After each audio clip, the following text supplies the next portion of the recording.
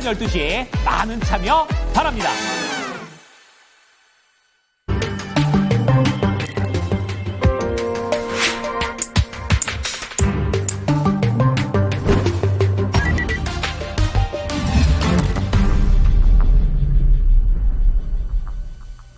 네, 연준 와처 시간입니다. 오늘도 이코노미 21 양영빈 기자 모시고 이야기를 나눠보도록 하겠습니다. 네, 기자님 안녕하십니까? 네, 안녕하세요. 네. 이번에 그 1월 FOMC 의사록이 발표가 됐습니다. 인플레이션 관련한 이야기는 이전과 큰 차이가 없는 것 같고, 그런데 이 양적 긴축, QT가 뭔가 좀 나왔습니다. 구체적으로 어떤 이야기가 있었는지 좀 전해 주실까요? 네, 말씀하신 대로 이제 뭐 인플레이션은 뭐 이제 우리가 목표를 향해서 잘 가고 있는데, 예. 그 관세 문제 이런 것 때문에 조금 어떻게 될지 모르겠다 이런 얘기가 있었고요. 그다음에 이제 이 양적 긴축 즉 QT 이것을 어떻게 할 것인가. 근데 중간에 쭉 읽어보면은 포징. 이게 포즈라는 게 우리가 전자기기 특히 오디오 기기를 보면은 쭉 플레이를 하다가 잠시 멈춤 버튼이 있잖아요. 이렇게 두 가닥으로 이렇게 줄로 돼서 그러다가 그걸 또 누르면 또 이게 플레이가 되잖아요. 그 포징입니다. 그리고 아니면은 슬로잉. 그러니까 QT를 지금 대략 현실적으로 실질적으로 하고 있는 거는 월 한 450억 달러 규모 정도로 하고 있는데 예. 이걸 뭐 더 줄인다는 거죠. 슬로잉 한다는 게. 그런데 요거에 대한 해석이 상당히 분분해요. 네. 근데 포징이란 말을 예를 들어 우리말로 번역을 하면은 중단이잖아요. 그렇죠. 그럼 그냥 QT 중단? 이렇게 받아들일 수가 있는데 요거 이 연준 의사록을 좀 면밀히 살펴보고 네. 또 과거 경험하고 요거를 비교해 보면은 연준이 과연 QT를 중단하냐. 이게 영어 뭐 오늘 뭐 영어 제가 선생님은 아니지만은 스탑이란 말이 있고 포즈란 말이 있는데요. 그렇습니다. 뭐 구어체에서는 큰 뭐 차이가 없는데 문서로 쓰는 걸. 특히 연준의 의사록 같은 경우는 제가 봤을 때는 전 세계적으로 이쪽에 좀 관심 있는 분들은 한 100만 명 볼 것 같아요. 예. 그럼 거기서 포즈를 썼느냐, 스탑을 썼느냐, 요런 게 이제 사실 굉장히 정제된 언어로 발표를 하기 때문에 뉘앙스 차이도 크기 때문에. 네, 그래서 요걸 이제 저는 일부러 썼다고 보는데, 예. 물론 어제 이제 저녁에 그 베센트 그 재무부 장관은 네. 그냥 스탑이란 말을 썼거든요. 아, 그래요? 예, 근데 이제 베센트는 뭐 연준 의장은 아니니까요. 네, 네. 자기 바람을 좀 나타낸 것 같은데, 요거에 대해서 오늘 한번 좀 알아보는 그런 시간을 갖고자 합니다. 네. 지금 FOMC 의사록 주요 내용에도 좀 뜬 내용이지만 부채 한도 협상에 대한 우려, 이의를 표하기도 했습니다. 자, 말 나온 김에 요 과거 경험 한번 돌아보면서 이야기 좀 꺼내보겠습니다.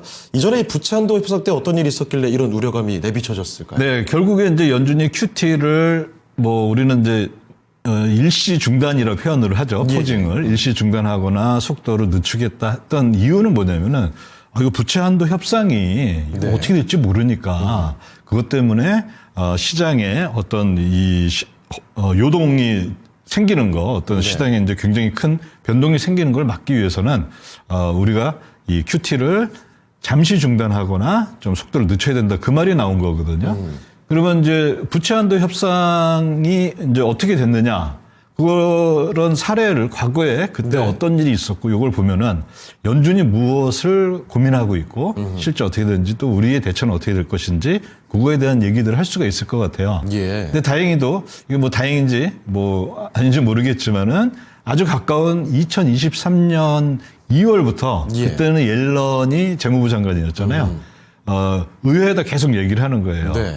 지금 우리 연주 그 재무부 그 돈줄이 이제 다 말랐으니까 더 이상 그 부채 한도에 차가지고 더 이상 부채를 발행할 수 없으니 예. 이걸 해결해 달라고 계속 2월 초부터 얘기를 해서 언제 이게 끝나냐면은 5월 31일이니까 4개월이 걸렸습니다. 예. 4개월 동안 그러면 이제 그때 야당이었던 공화당은 그런 거 갖고 뭐 하냐면은 자기네들한테 유리한 법안들이 있겠죠. 그걸 서로 거래하는 거예요. 그러니까 그러면서 요거는 들어줘. 그러면 오케이 하고 네. 이렇게 했다가 이제 마지막에 가서 뭐 우리나라랑 비슷합니다. 항상 딜이 이루어지죠. 네, 딜이 이루어지고 뭐 막판 우리나라 뭐 예산 그 결산한 그 하는 거 보면은 극적 합의 뭐 이런. 예. 근데 뭐 이미 이제 타결되기로는 정해져 있는데 예. 거기서 누가 얼만큼 더 가져갔냐 그런 건데요.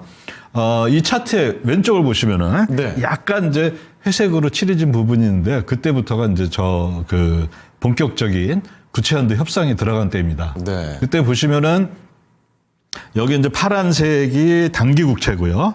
그 다음에 녹색하고 주황색이 장기 국채인데, 요게 보면은, 그 6월 이전에 보면은 크게 안 줄어요. 크게 안 늘고 있습니다. 그러다가 이게 협상이 타결되자마자 이게 급격하게 늘어나죠. 그렇죠. 가속도가 확 붙었네요. 예.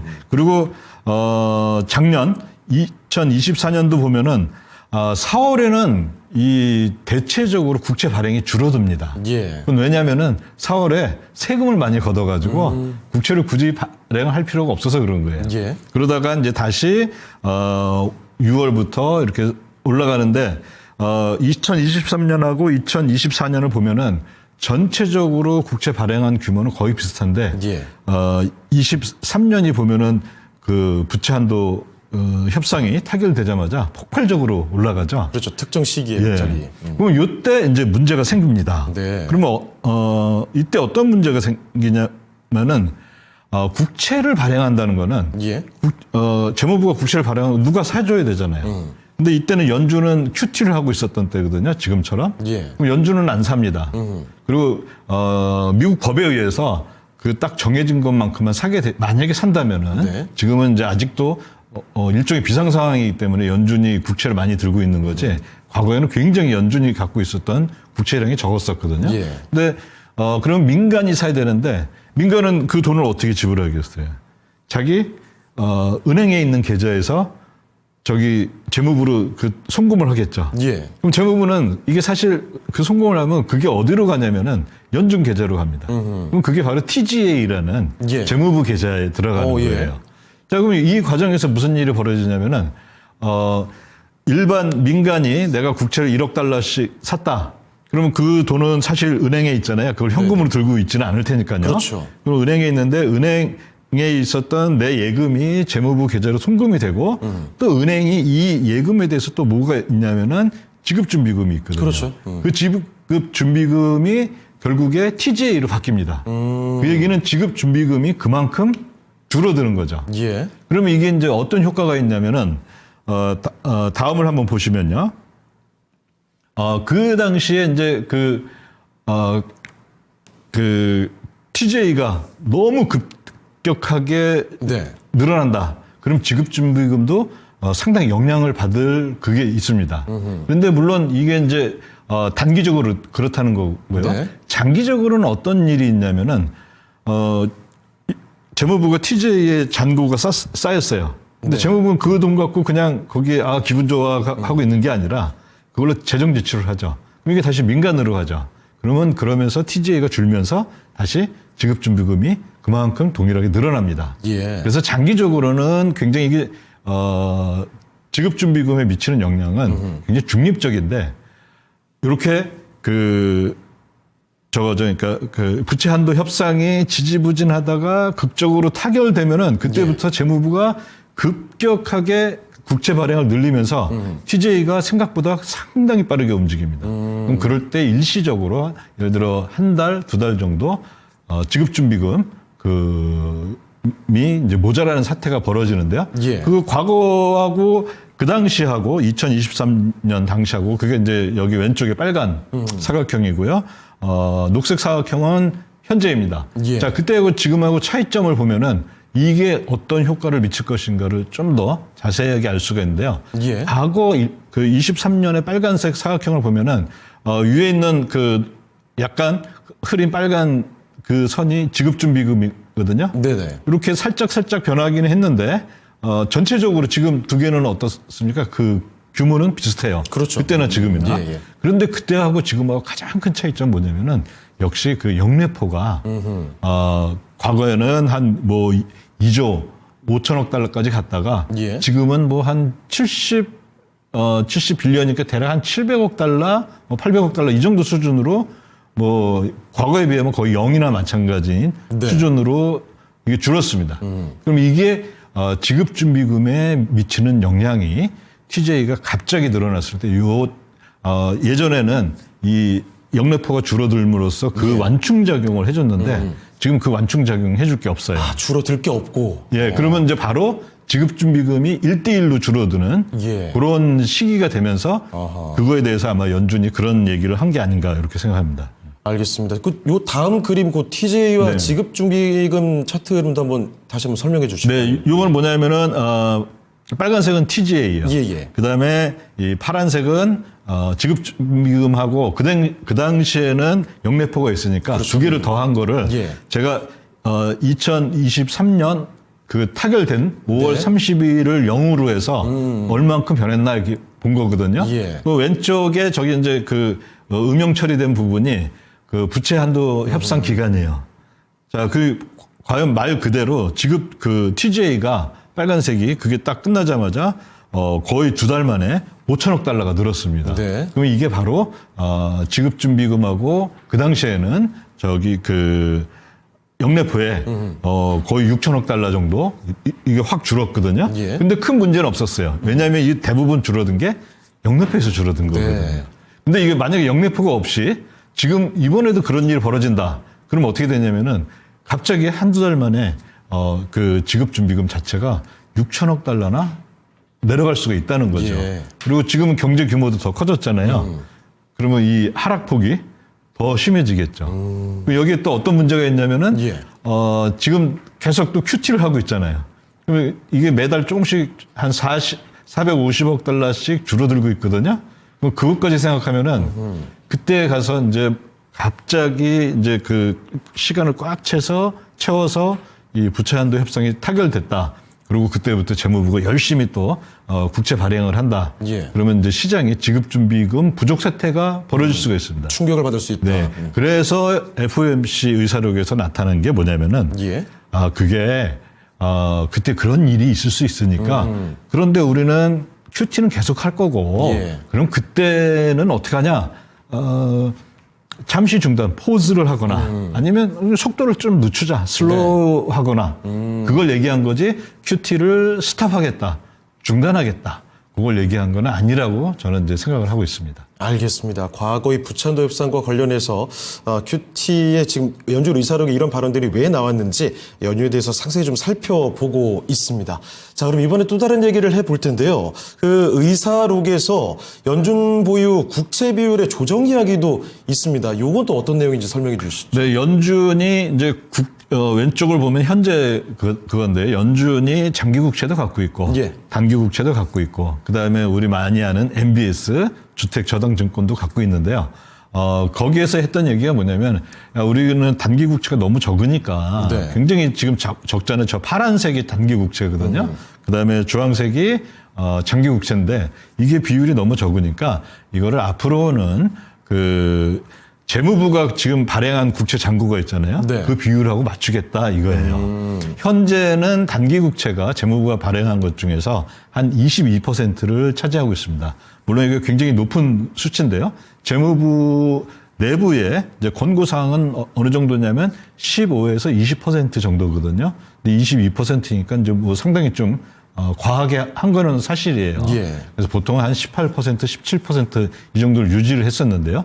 그러면 이제 그 결과 만약에 그렇게 했다. 근데 이건 좀 상당히 먼 훗날의 얘기입니다. 네. 아마 연말 아니면 뭐 9월 이 정도 저는 예상하고 있는데요. QT가 중단된 다음에 예. 그때는 이제 연준이 자기 그 새로운 국채나 MBS를 사지를 않거든요. 그러면 이제 QT가 중단된 후에 이 연준이 이런 조정을 할 텐데 이때 만약에 그 재무부 것처럼 이렇게 한다 그러면은 저희 현재를 기준으로 하면은 예. 현재 한 200억 달러 정도 2천억 달러 정도 2천억. 갖고 있거든요. 그 단기 국채를. 예. 근데 그거를 1조 한 3천억 달러 정도까지 올려야 돼요. 그러면 1조 달러 이상을 더 사야 되는 건데. 예. 그러면 단기 국채를 가장 사랑하는 데가 있거든요. 어디죠? 거기 MMF예요. 지금 한 3조 달러 들고 있어요, 거기가. 네. 근데 단기 국채 양은 이제 정해져 있잖아요. 그렇죠. 근데 연준이 또 1조 달러 더 살라 그래요. 그러면 이제 어떤 일이 벌어지나요? 일단 MMF가 살 게 줄어들겠죠. 네. 아니면 서로 경쟁하다 보면은 이 가격이 올라가고 수익률이 떨어지니까 예. MMF는 다른 데로 가겠죠. 다른 데로 가는 데는 어디냐면은 두 가지가 남았는데 하나는 영래포가 있을 거고 예. 하나는 레포 시장이 있을 텐데 영래포는 이제 연준의 입장에서는 이게 2022년부터 이 QT를 할 때 얘가 도움은 많이 줬는데 예. 얘는 좀 이상한 애거든요. 연준의 입장에서 봐도 예, 예. 야, 넌 좀 제발 이제 좀 조용히 그 소리 없이 그냥 가만히 있어라. 예, 이런 입장이거든요. 그러면은 MMF가 결국에 이제 가는 거는 그 레포 시장으로 예, 예. 갈 수밖에 없게 되고 그런 큰 이제 흐름상 그런 것들을 우리가 예상할 수가 있습니다. 네. 자, 그리고 이번에는 이 정부 효율성부 관련해서 이야기 좀 해보겠습니다. 계속 이 언론의 주목을 받고 있는 이유가 인원 해고 그 이슈가 좀 있습니다. 특히 이게 실업률에 영향을 미칠 수 있기 때문에 계속해서 주목이 되는 건데 현재 좀 진행 상황이 어떤가요? 네, 현재까지 이게 도지라 그러는데요. 예. 그 도지코인하고 이름이 네. 똑같은 그 부서죠. 예. 그래서 이제 정부를 효율성 있게 운영하겠다 해서 하는데 지금 이제 뭐 필요 없는 예산 낭비 같은 것도 많이 줄이고 있고 그다음에 그러면서 또 정부 관련해서 고용 중에 이제 필요 없는 부분들 해고하고 있고 하는데요. 현재까지는 한 2만 명이 정확한 수치는 안 나와 있는데요. 네네. 추정하는 게 대략 한 2만 명 정도 해고를 했다고 알려져 있습니다. 그리고 어제 뉴스를 보니까 또 국세청 직원 6천 명을 또 해고한다. 국세청 직원은 지금 한 거의 10만 명 정도 됩니다. 예. 그중에서 한 6천 명 정도를 해고한다. 뭐 이런 얘기도 있고요. 그런데 현재까지 나와 있는 것들을 종합해 보면은 예. 대략 한 올해에 20만에서 한 30만 정도 해고를 할 거로 예측이 됩니다. 정말 대규모 아닙니까? 네, 대규모인데 가장 이제 최악의 경우 예. 이분들이 해고 당하고 그냥 그 실업수당만 받고 실업 구직을 안 상태를 유지한다. 그러면은 실업률이 얼마 정도 되냐면 한 4.2% 정도 됩니다. 예. 저기 이제 나와 있는 건 아주 최악의 50만 명 해고하면 어떻게 되냐? 4.3% 이제 최악의 경우. 최악의 상황을 가정하고 한 거고, 저건. 그렇게 되는데 그러면 이 해고는 주로 어디서 일어나느냐? 뭐 연방 정부 내도 있는데 예. 가장 약한 고리부터 해고를 합니다. 사실 그게 어떤 거냐면은 정부 용역 사업들 있죠. 예. 뭐 이거 아마 주변에 기업을 하시는 분들은 많이 잘 아실 거예요. 그다음에 또 정부 지원 사업이 있습니다. 정부 지원 사업은 우리나라로 보면은 조금 비슷한 게 중소기업청에서 예. 중소기업 대상으로 뭘 지원을 하는데 그때 지원할 때 여러 가지 뭐가 있잖아요. 네네네. 청년을 뭐 몇 명을 고용해야 된다든지. 그렇죠. 그럼 그런 부분들이 이제 없어지는 거죠. 그러면 이제 그런 데서 아마 많이 해고를 하게 될 것 같고 그래서 실업률은 최악의 경우는 뭐 한 50만 명 했다 그러면 4.3, 예. 20만 명 했다 그러면 한 4.21 이 정도, 그 정도까지 가게 되고, 그거는 이제 부담으로 네. 올 수는 있습니다. 네. 자, 그럼 마지막으로 1분기 이 GDP 전망 그리고 단기 자금 시장 상황까지도 설명해 주시죠. 네, GDP 이제 1분기 예. 이거는 4월 말에 발표되는 건데요. 열심히 이제 지역 연준들이 또 자기 밥값들을 해야 되니까 네. 이렇게 열심히 지금 그 GDP 전망을 하고 있습니다. 가장 정확하다고 알려진 파란색 애틀란타의 GDP 나오는 네. 지금 2.34 그리고 오늘 저녁에 나올 뉴욕하고 세인트루이스는 뉴욕은 아직은 높아요. 이건 물론 지난주 금요일 기준인데요. 예. 3.0% 이 정도로 나오고 있고요. 현재까지는 이제 작년에는 사실 굉장히 높은 수치들이 나왔었는데 예. 조금 이렇게 좀 다운된 그런 수치가 아닌가 보여집니다. 네. 단기 자금 시장 현황은 어떻습니까? 네, 단기 자금 시장 현황은 저기 막 어지럽게 움직이는 게 예. 제일 중요한 그 레포 시장 금리거든요. 그거하고 기준금리 하단 그거 사이 어느 정도 올라가 있나 그걸 본 건데요. 그 정도고 그 다음에 이제 또 많이 보는 게 또 직선으로 돼 있는 노란색이 있는데요. 이게 바로 기준금리가 실질 기준금리, 유효 기준금리가 시장에서 어떻게 형성되나 이건데 얘는 항상 거의 이 직선 상태입니다. 예. 그래서 뭐 아직은 단기 시장 자금 사정은 큰 문제는 없다 네. 이렇게 볼 수가 있습니다. 네, 알겠습니다. 자, 여기서 양현빈 기자 인사드리도록 하겠습니다. 기자님, 오늘 말씀 고맙습니다. 네, 감사합니다. 네, 이코노미 21 양영빈 기자 모시고 오늘 시장 상황, 연준 시장에 대한 이야기 자세히 살펴드렸습니다. 참고가 되셨으면 좋겠고요. 오늘 시장의 중심은 여기서 마치겠습니다. 지금까지 다양한 투자 판단에 대한 도움 말씀을 드렸습니다. 하지만 특정 종목의 상승과 하락을 보장하지 않는다는 점 꼭 기억해 주시고요. 저희는 다음 주 월요일 이 시간에 다시 뵙겠습니다. 고맙습니다.